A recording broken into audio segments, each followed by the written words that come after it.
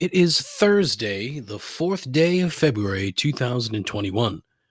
Civil unrest continues throughout the world as a months-long farmers' protest continues to turn increasingly violent in the areas surrounding the city of Delhi, capital of India. Meanwhile, hundreds of Russian nationals were detained this week as protests continue to swirl around the detention and subsequent sentencing of opposition leader Alexei Navalny. The largest anti-Kremlin protest in Russia's history continues to draw tens of thousands throughout the country, including some of the more remote outposts, demanding change, and all in opposition of President Vladimir Putin. Meanwhile, here in America, the rise of the Reddit investor has crumbled due to outright felonies committed by brokers and their rich backers, bringing an end to the so-called diamond hands. Wow, what happened there? Where am I? Whew. Holy shit, I'm not even sure what that was. I spent too much time on AlJazeera.com today. Yikes. Anyways, you won't hear much more of that on episode number 61. The Dave LaPointe episode. See, back in my youth, many years ago, your boy played some pee-wee football, and I wore number 61. I was terrible. The cliched fat kid come to life, basically. It was a struggle to maintain the 135-pound weight limit because I cared more about Doritos and Oreos than I did about actually playing football. I tried to play a couple years prior to that. But during practice one day, I was absolutely fucking freight trained into concussion by the coach's son, of all people, so I quit. My classmates seemed convinced that because I was fat that I would be somehow good at football. Never figured that out. We had to run like every practice, and I finished last every practice. Never failed. But the real kick in the dick to 12-year-old Dave was seeing the team stats on the bulletin board at the end of the season. I scanned the list until I got to the bottom. And there, with all zeros across the sheet, number 61, David LaPointe. I mean, 30 years later, it's funny as hell, but because, honestly, who really gives a fuck about being good at Pee-wee football? But still a bit traumatizing at the time. See all the zeros. I think it just sort of foretold the way things are going to go for the rest of my life, basically. Zeros across the board. Sort of like my ratings. Zeros across the board, huh? So equally as traumatizing, this is Complaints and Observations. The greatest podcast hosted by someone who knows so precious little about almost everything. A journey into the mediocre mind of an exceptionally average person. This is Complaints and Observations with Dave LaPointe. Who the hell is Dave LaPointe?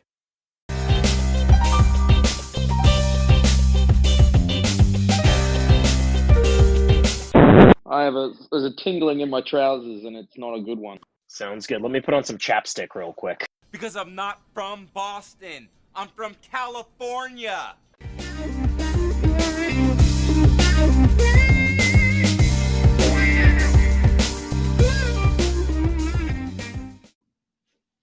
Hello. Welcome to the show. How we doing, huh? Doing pretty good, I imagine. At least I hope. That's a generalization on my part. I mean, do I really hope that you're doing good? I mean, yeah, I guess. But, who knows? So, a lot to talk about today. Very excited for today's program. Got some what I hope is good content. And, we'll see how it goes. We'll play it by ear. All right? Very excited, as I said. So, right off the jump, I mentioned in the open that I'd spent some time on AlJazeera.com. It's actually a very good website for world news. I enjoy it. However, there was a link to a story that literally had me flabbergasted. And the link went to CNN. It was CNN UK. The headline: a British teenager fell into a 10-month coma before the pandemic. Now he's waking up in a new world. I mean, I was hooked, and I had to figure it out. So it's this kid, 19. Poor kid got hit by a car on March 1st in Staffordshire, central England. And at the time, the UK had just 23 confirmed cases. Most everything was still happening in China. The United States only had one death at the time. So brandy new shit, right? Well, this poor fucking kid gets hit by a car. So he goes into a coma, right? And this fucking poor guy, his mother,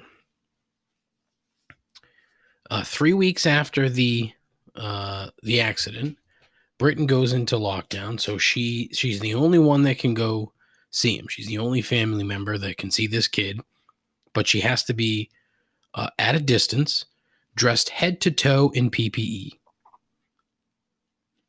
Wild. So there's fucking nurses walking around in full, essentially hazmat gear because they don't know what the fuck this thing is. And eventually, they're talking to him. They're doing Zoom meetings with family and this, that, and the other. And eventually the kid starts to come to, if you will. And, eventually he's going to wake up. Here's what is the fucking kicker to me, okay? So he's in the coma. Somehow, he manages to get the Rona while he's in the fucking coma. While he's in the coma. That's unbelievable.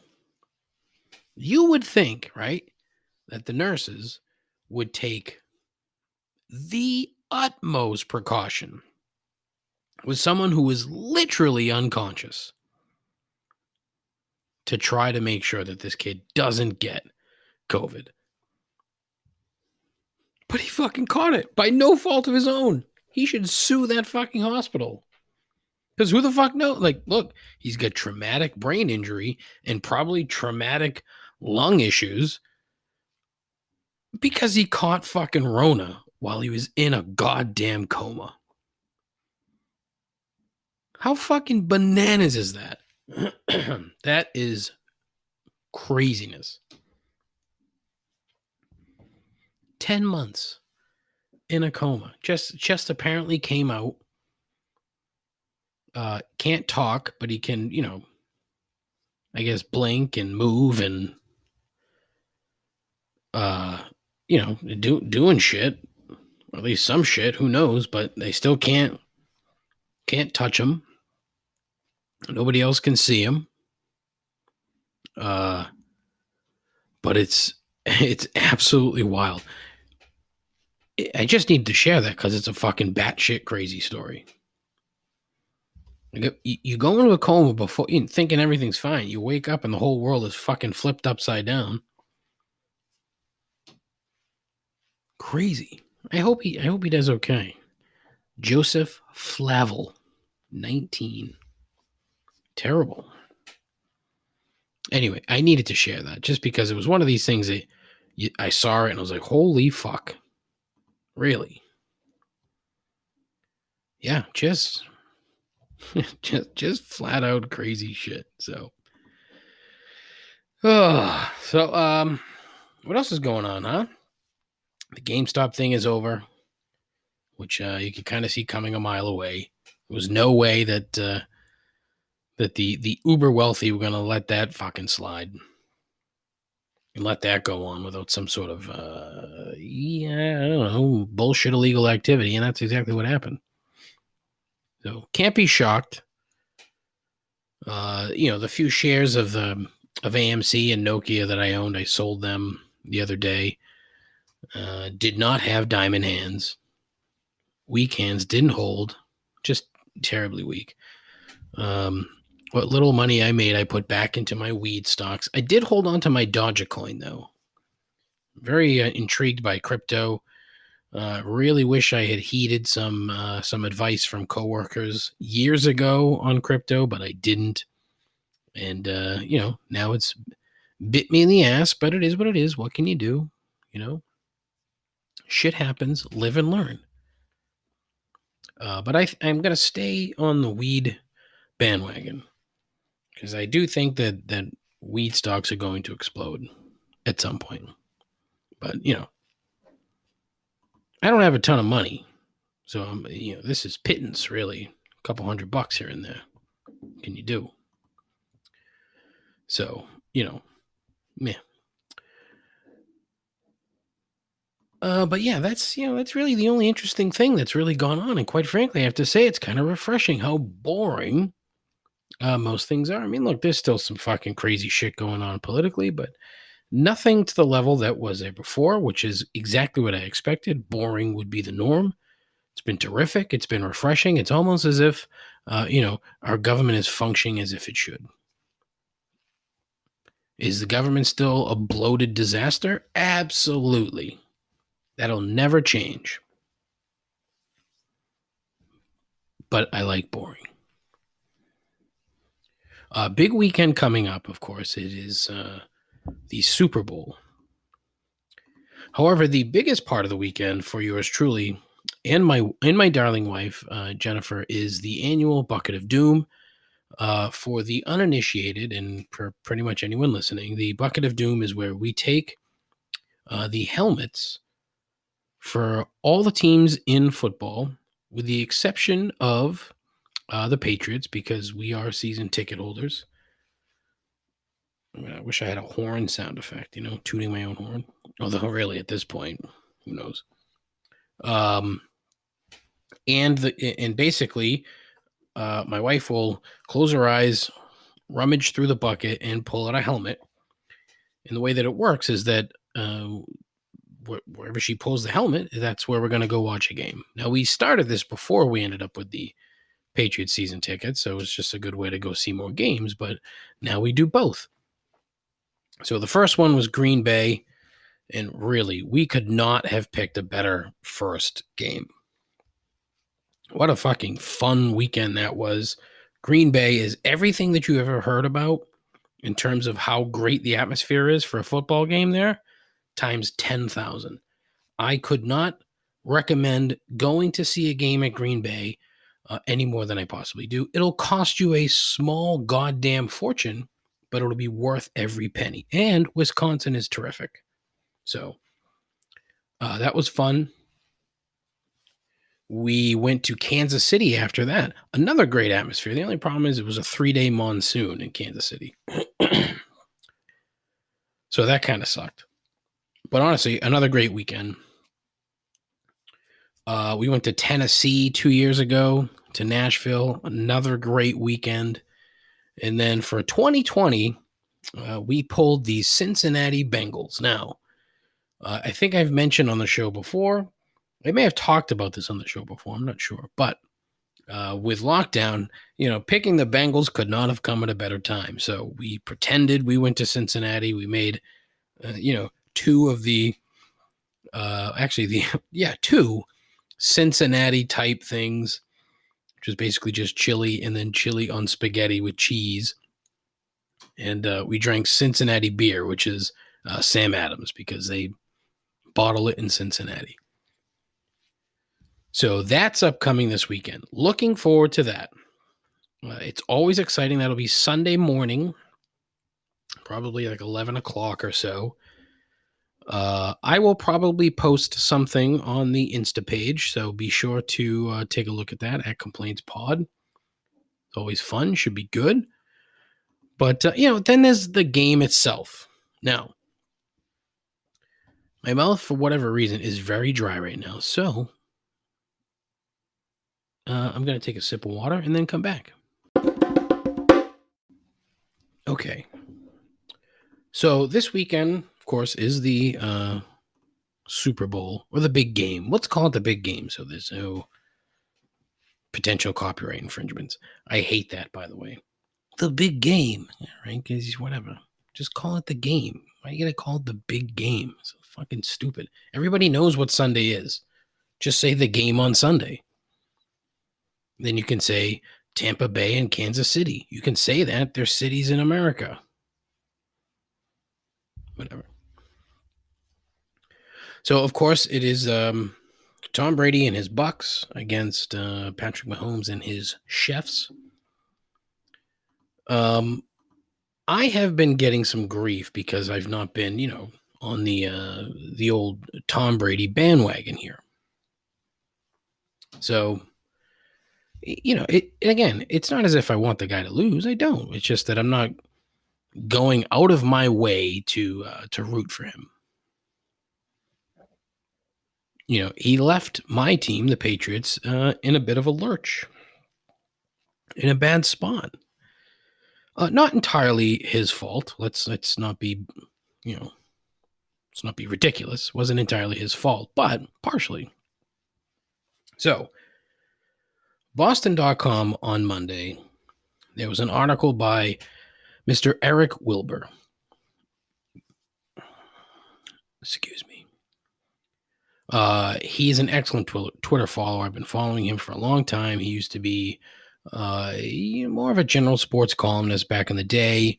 No longer does it. He's kind of left. He writes for Boston.com here and there, but apparently he's a professor now, so doesn't write nearly as much.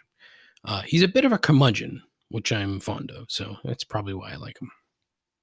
The article that he put up on Monday was titled, quote, "Patriots fans don't owe Tom Brady anything," end quote. And the minute I read that, I knew I would love it.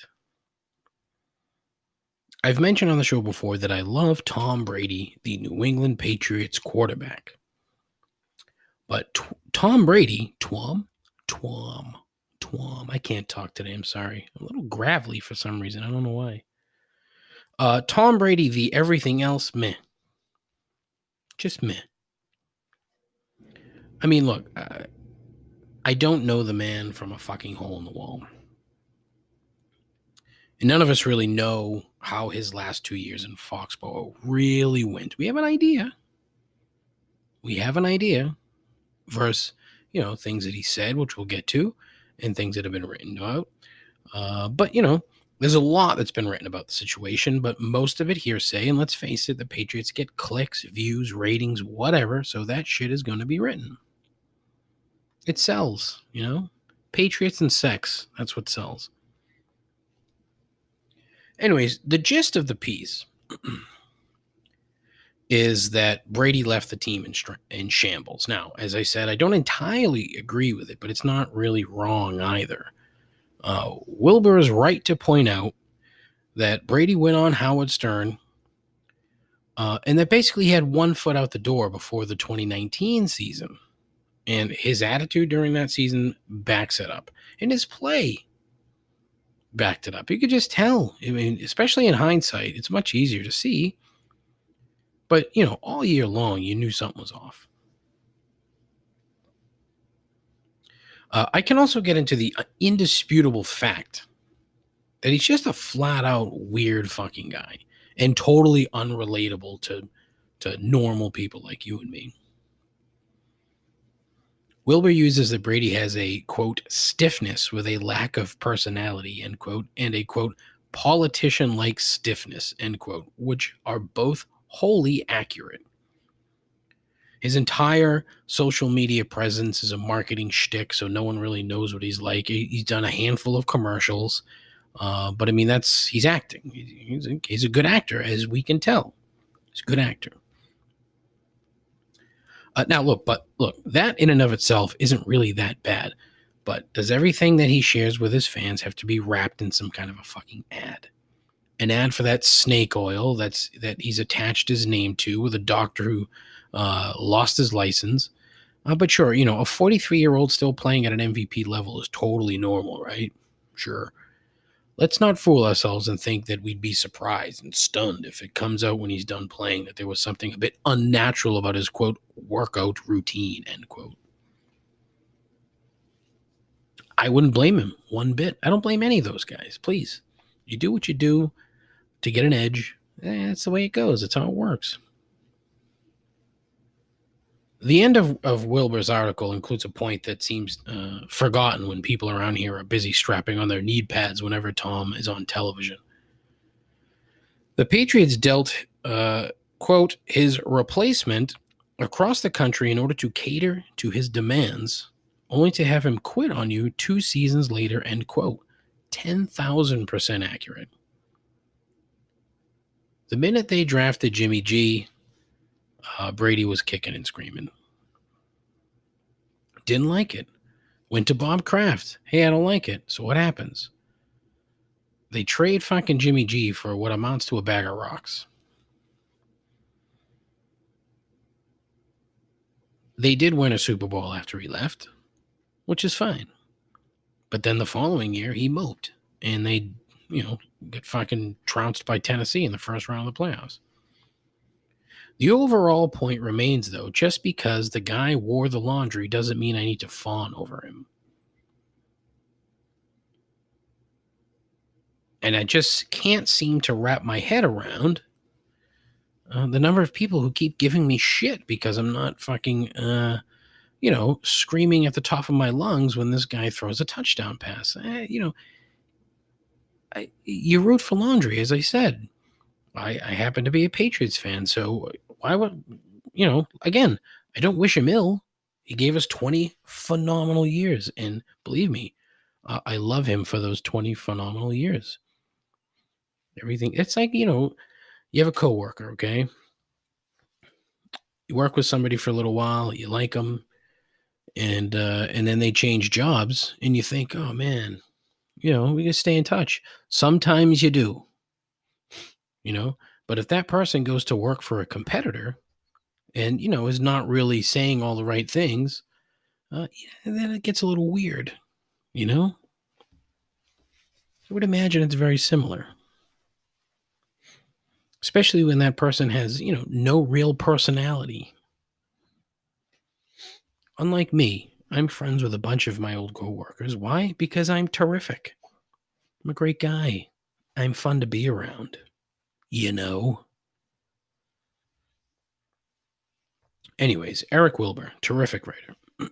Apparently he co-authored a book about skiing that's just come out. It's called 30 Years in a White Haze with Dan Egan, who's famous for being in those awesome Warren Miller movies. I don't even ski, and those things are fucking wild. So if you're into skiing and books, 30 Days in a White Haze by Dan Egan and Eric Wilbur is probably one for you. Whoop! That's a free ad. Hope you enjoyed the old pounding of the mic stand. I haven't done that in a while, huh? Jesus. Ugh. I think we're just going to exhaust all of the stock bongo sounds because I can't talk for some reason. More sports. Listen, the New York Mets. Let's talk about the Mets again. Seriously, what the fuck is in the water in Queens, huh? Holy shit. Anyone associated with this team is just a fucking dolt. First, there's the new owner, Steve Cohen, who's played up the quote, regular guy, end quote, angle when he's absolutely not a regular guy. He's an absurdly rich man with a Twitter account, and I fell for it. I was like, oh, okay, yeah, go Mets, because it's just like the Browns. You want them to do good, slightly, not at your team's expense, but whatever. The guy, though, he got so much flack for the GameStop Robinhood nonsense that he deleted his fucking Twitter account. He's probably got a burner now, like Moneybag 6969 or something. But the more he connected the dots with this thing, the more it looks like he may have had his hand in there. Robinhood shutting shit off in order to, save the investments of the hedge funds. But I mean, it's funny how the other MLB owners were skeptical about this guy from the jump. But the Mets have been such a dumpster fire for years, so some new blood seemed like the right thing to do. Well, along came that new GM, Jared Porter, that we talked about a couple weeks ago, their Academy alum. Now Steve Cohen being shady, and then their former manager getting accused of some of the same shit that Jared Porter did. The story that came out the other day. Like, what the fuck? What is going on over there? This fucking team can't get out of its own way or from under the shadow of the goddamn Yankees, but it's accurate. They've never been able to, and they never will be able to. It's a consortium of dunces, regardless of who's in charge. It is nonstop entertainment, and I hope it never ends. I hope the Mets are just constantly stupid, because it makes for better, better reading, better television, I guess, if you will. All right, brand new segment, or as I like to call it, a slice of the show. Brand new slice of the show. I've made it pretty clear that I'm not the biggest TV guy in the world. It's not as if I don't enjoy television. I do. It's just that I can't bring myself to commit hours on end to watch something that will almost assuredly not hold my attention. I don't watch movies much anymore for the same reason. I wish that this weren't the case, but I think for some reason, I'd rather invest my time watching a game of some kind or Guy Fieri.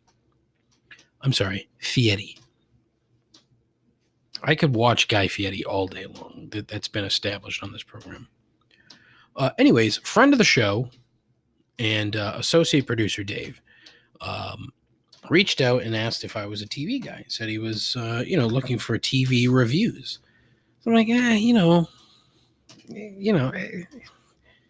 all right, I guess. But I said, okay, any particular television you're looking to have reviewed? He was kind enough to send me 3 of his most recent viewing experiences, if you will. So what I've decided to do is I'm going to read Dave's picks here and his reviews. And then I'll counter with my own review based solely on the trailer for the program or movie. We'll see how this goes. I think this is quality content. I could be way wrong, but I think this has some potential. So thank you again, associate producer Dave. It's unpaid gig, but thank you just the same. Now, number 1, Promising Young Women, the movie. Dave said, quote, "Fucked up movie, but really well done. Very intriguing and entertaining," end quote. He gives it an A-. Solid grade. Now, watch the trailers, about 2 minutes and 42 seconds. The first trailer. There were multiple. I'm not spending all that time on trailers now. I'll watch one, and it's the extent of it. This looks like a very interesting premise. Pretty sure it's about a young lady who was assaulted during college. No one believed her, so she dropped out of college or med school, whatever. There's talk about her being a doctor, and the title of the film is based on some dialogue in the movie. I would assume that she was a promising young woman. Well, as some sort of revenge, she goes to clubs or bars and baits guys into thinking that she's too drunk to fight or too drunk to disagree. And she says that she's looking for nice guys. So I'm guessing that's a part of the movie as well. Nice guys. My overall general assumption is that the person who assaulted her was called a, quote, nice guy. But anyway, so she goes to the bar. She pretends that she can't walk, whatever. Since she's too drunk, so she's a good actress, great actress. But she ends up turning the tables on these guys. When they go back to, I would assume, their apartment or house or whatever. Along the way in the film, she reassesses her life. which, I assume will lead to some kind of, maybe not happy ending, but a positive ending to the film. And look, after 2.5 minutes, I was like, boy, I hope she becomes a doctor. I hope she figures this shit out, because there's another guy that, she happens to meet somewhere, like, oh, you were in college. You were a promising young woman. Okay, well, now her whole opinion on men is going to change because of this one guy. Sure. The other good part of the trailer is that McLovin finally gets another paycheck, so good for him. B+ trailer. Hold on. I'm texting my wife at the moment. Give me 1 second. Did you end up? Okay, super. Number 2, The Little Things, another film. Now, Dave gives a glowing review here, saying, quote, top 10 worst movie I've ever seen. Might even be number 1. 3 amazing actors wasted. So boring, so slow, so not needed. There's literally no point as to why this was made, end quote. Beautiful. Now, from what I'm seeing here with this trailer, this is standard serial killer fare. It's tripe and I don't get it. Horrors, thrillers, and even some dramas I don't get. To me, I'm not going to spend my time watching something that'll have me trying to figure shit out. Not I shouldn't say that, because a good mystery is good, but I don't want to I'm not there to solve fucking crimes. Okay, I'm not going to wait for something to pop out from around a corner somewhere, or I have zero interest in seeing someone stab the shit out of another innocent young girl. What the fuck? How is that entertaining? I've never figured that out. So you've got 3 Oscar winners in this film. 2 in their absolute prime and a living legend. Denzel Washington plays what I assume is a troubled old cop who's no longer a detective, but because he couldn't handle the stress. Something happened. It's not explained in the trailer. The trailer is only 2 minutes long. But something happened. He couldn't handle the stress. So he steps away from that sort of life. He connects with Remy Malek, who's working on a case. Remy might be like a DA or a captain or something, but he's high up in the force or in the city or whatever. The case he's working on, and Jared Leto is the top suspect. Of course, Denzel somehow gets involved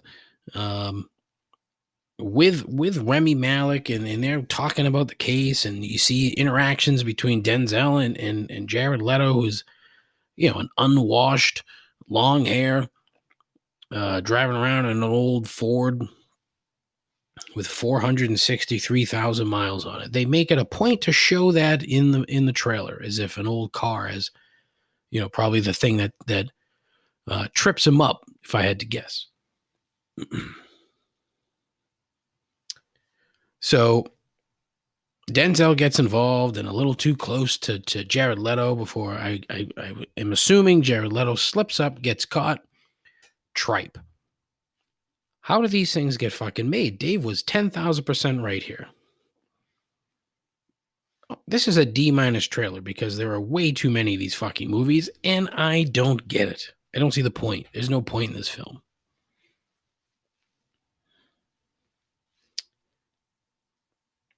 Okay, review number 3. This is a Netflix show called Lupin.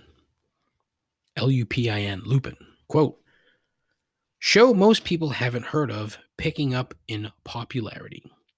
I'm 2 episodes in and so hooked that I watched the first 2 episodes twice. That's how good it is. A Now You See Me-ish type show. Well, fuck. I love a good heist / international mystery type shit with some humor in it too. And this trailer was solid. Looks a little, like a light sort of Ocean's 11 with bit of Jason Bourne action mixed in, and Dave was right with the Now You See Me type of film, I guess, show. I've seen half of Now You See Me on a plane, and then the TV stopped working. So I still haven't seen like the second half of the film, which is kind of disappointing, but it shows you how much I care. This thing, though, I may actually watch this. I may give this a shot. I say that, and I probably won't, but I might give this a shot. Apparently, it's French, or it could be with either dubbed over English or subtitles or something. I don't know. When I did my research, it said it was in French, but the trailer was in English. So the overdub, God, it's gonna be weird. It's like watching old kung fu movies with dubbed shit, and it's like, oh boy, it just looks weird, and I ended up like fucking fixating on that shit. If it looks weird, I won't watch it. But who knows? I may give it a shot. A+ trailer, though. I mean, it was exciting. It told the story. I know what's going on. Bing, bang, boom. Lupin. I might be in.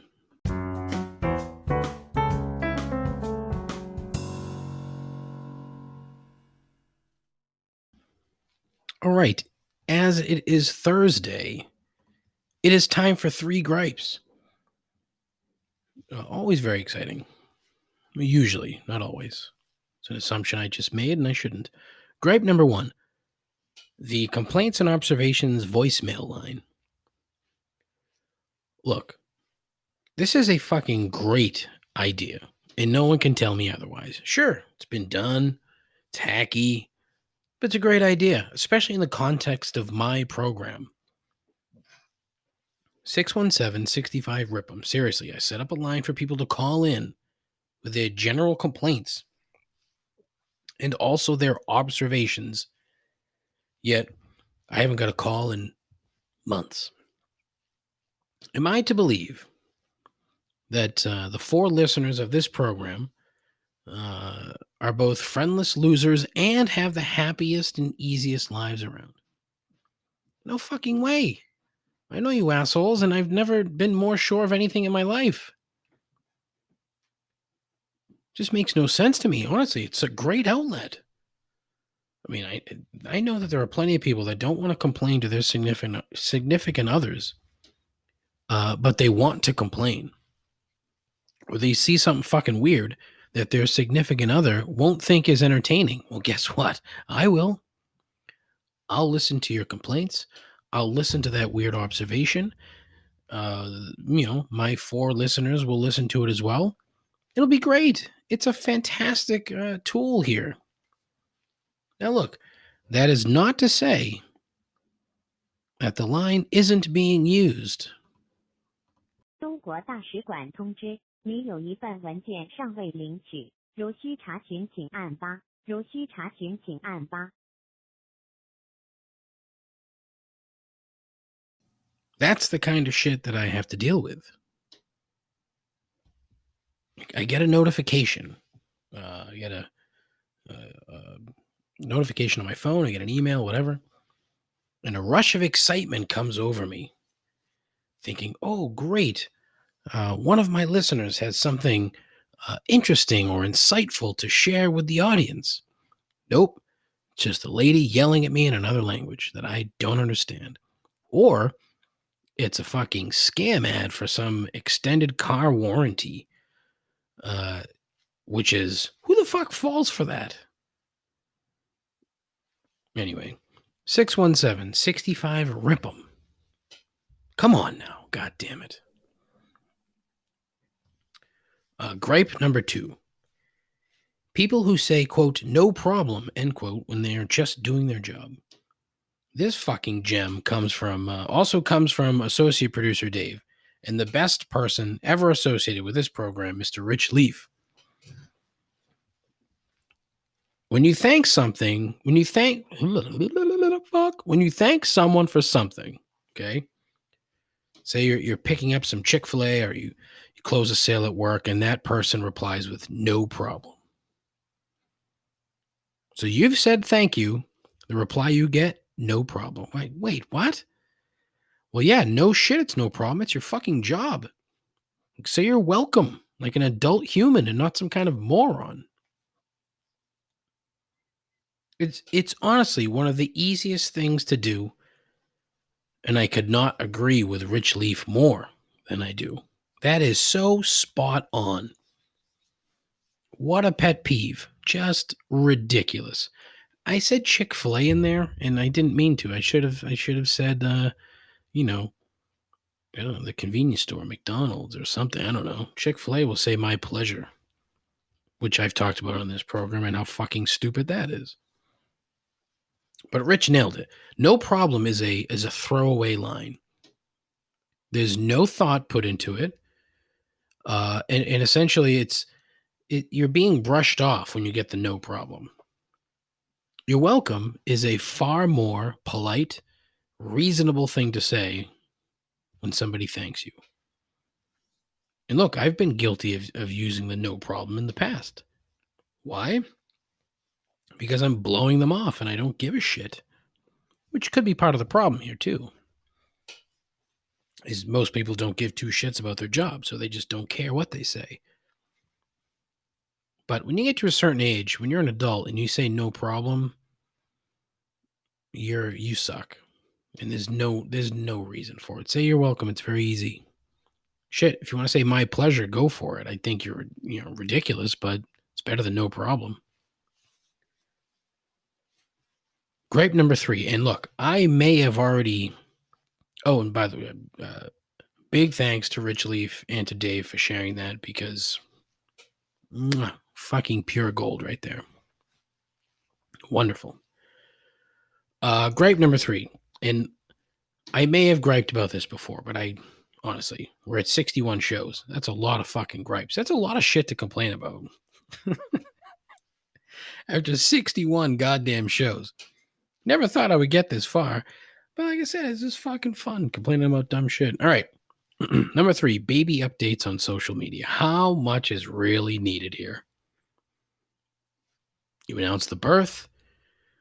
You can share pictures of the child at events, like a birthday party, a birthday for somebody else. We as a society, or Americans, both really, overshare on social media as it is. It's too much. Like, I try to post shit to get a reaction, a chuckle, a giggle, a laugh. I'm not posting serious shit. I'm not posting, hey, it's I don't know. I don't even know. Like, everything I've done is like just been for a gag. But the kids, like the babies and kids, it's like, once you post the announcement that you've had a child, everybody knows you have a child. You're not sharing new information or new things with us. So I don't know. Maybe it's just more pronounced these days. Who knows? But I just see so much of it. It's fucking crazy. And look, God forbid something happens to your child, and then you need to post something serious. Because I'm just fucking zipping right through that shit. Dave. Oh, that is so bad. Oh, I am such a fucking asshole. It's just fucking me and kids. Fuck. Honest, but look, I'm just waiting for a couple of these fucking parents to show like a picture of, I don't know, like different colored shit in a diaper on the floor or something, just to let everyone know that their kid is special somehow. I'm happy for you. I'm happy for your partner. I'm happy for the child. But spare the rest of us all the details. Like, we really don't need like an hourly update on your fucking kid. Your kid has no fucking concept of what's going on. You know what your kid understands? Food and sleep and shit. Like, that's the 3 things that your kid understands, probably for the first 2.5 years of its life. Then it starts to get, inquisitive and annoying. Because once it can start speaking, it's like, shut the fuck up. We got it. As I've said before, I know I've said this before, no one gives a fuck about other people's kids. And here's the thing too, right? I'm going to go out on a limb and say other parents, when they're on their social media and they're looking at other kids, they feel the exact fucking same way. They feel the exact way. I can fucking stake my tiny, minuscule reputation on that. That some of these people are so thrilled to share their kids doing shit, but when they see other fucking people doing it, they're like, oh, fuck you. Guaranteed. Because that's how people are. We're terrible. People are fucking awful. I just happen to be an awful person behind a microphone telling you what it is, telling you the truth. That's how it is. Oh, man, that's good. That is fucking good. If you're a parent and you have a new child and would like to come on my program and talk about it, let me know. I have a Twitter page at ComplaintsPod. I have a Facebook page, but fuck Facebook. I have an Instagram page at ComplaintsPod. I have an email address, showmail@complaintsandobservations.com. I have not used that fucking website in months. It's a massive waste that just sits there, and quite frankly, I'm an idiot for not doing anything with it. But it's the way it is. I also have a voicemail line that you can call in, 617-65-RIP'em. I don't want it to turn into a giant fucking parents thing. I had somebody ask me, if they could send in parental gripes. I said, sure, absolutely. And I don't know if he called in or not with a parental. He might have. No, because if he did, I would have used it. I'm pretty sure I've used every single voicemail that I've got. You heard the one earlier. But again, as usual, I'm endeavoring some additional guests because I like having guests on the program. If you'd like to be on the show, please let me know. We can talk about fucking anything you want. Anything. It'll be a blast. I guarantee you it'll be fun. But that's it for the show. Thank you as always for listening. I implore you to tell your friends. I implore you to hashtag tell your friends. Let's get that moving. It won't really do anything, but why not? Why the fuck not? But yeah, that'll do. So look, take care of yourself. Take care of each other. Godspeed. Ta-ta.